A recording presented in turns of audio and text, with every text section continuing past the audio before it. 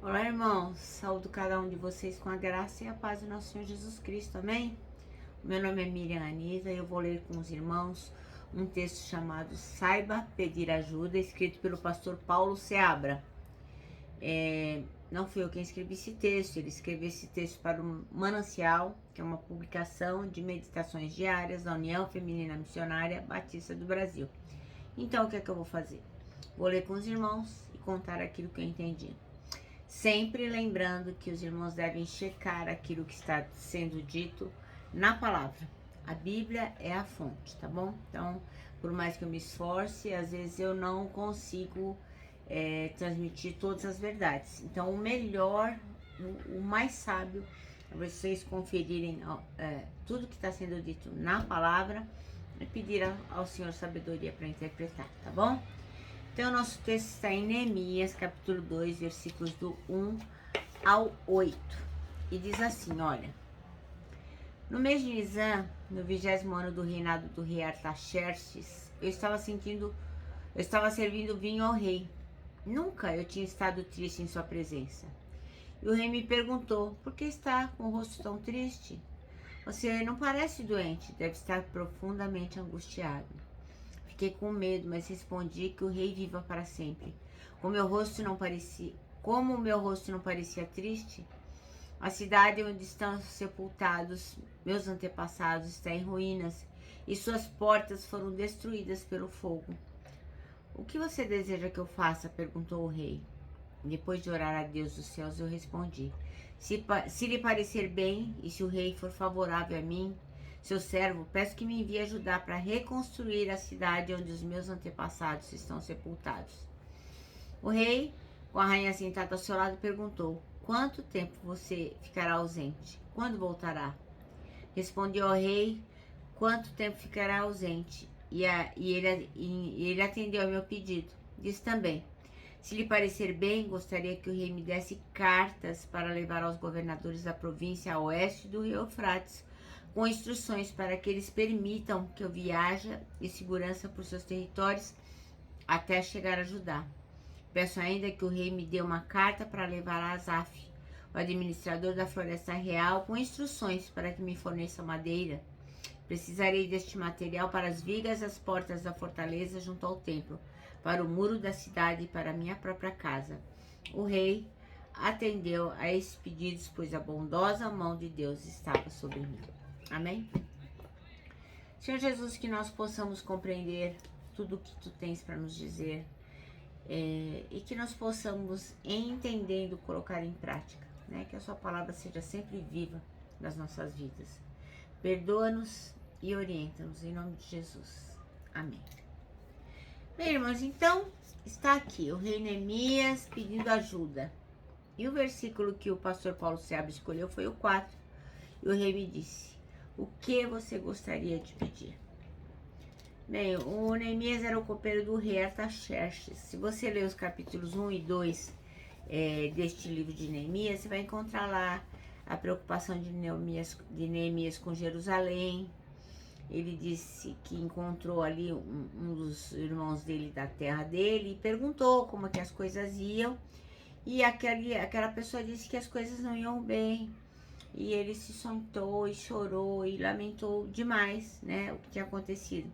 Então, durante alguns dias, né, ele lamentou, jejuou e orou, pedindo a Deus dos céus. E ele fala assim, ó Senhor Deus dos céus, Deus grande e temível, que guarda sua aliança do amor leal para com os que te amam e obedecem aos teus mandamentos. Ouve a minha oração, ora do alto e vê que oro noite e dia por teu povo, Israel. Eu confesso que temos pecado contra ti. Sim, minha própria família e eu temos pecado. Temos pecado terrivelmente contra ti. Não temos obedecido a teus mandamentos, decretos e estatutos que nos deste por meio dos teus servos de Moisés. Mas, por favor, lembra-te do que disseste ao teu servo Moisés. E aí ele vai pedindo para o Senhor resgatar Israel. Ele vai pedindo que conceda êxito naquilo que ele pretende fazer, que é reconstruir então, né? E pede que o Senhor o abençoe quando ele for falar com o rei. Porque ele era um simples copeiro, né? Se não fosse a mão do Senhor, ele não teria sucesso. Então, o irmão Paulo Seabra diz que a função dele era muito importante como copeiro, porque ele provava os alimentos que o rei ia comer e o que o rei ia beber, para saber se ele não ia estar envenenado, porque se alguém tinha que morrer, era ele primeiro. Então, tudo que o rei fosse comer ou beber, Neemias antes provava. Então, ele garantia assim a integridade daquilo que estava sendo servido. Então, por este motivo, por essa coragem, né, de ter esse ofício, Neemias ele tinha um reconhecimento por parte do rei, né? Afinal, a vida do rei estava nas mãos de Neemias, né? Então, dependia do bom trabalho de Neemias, a vida do rei.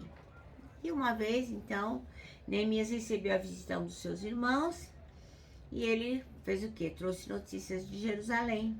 Eu, se fosse você, eu leria Neemias capítulo 1, versículo 2. Ou capítulo 1 e capítulo 2, para você ficar totalmente ambientado aqui no nosso assunto. E esses irmãos aí trouxeram notícias de Jerusalém. E nesse tempo, então, Neemias era escravo lá na Babilônia, para onde os judeus foram levados.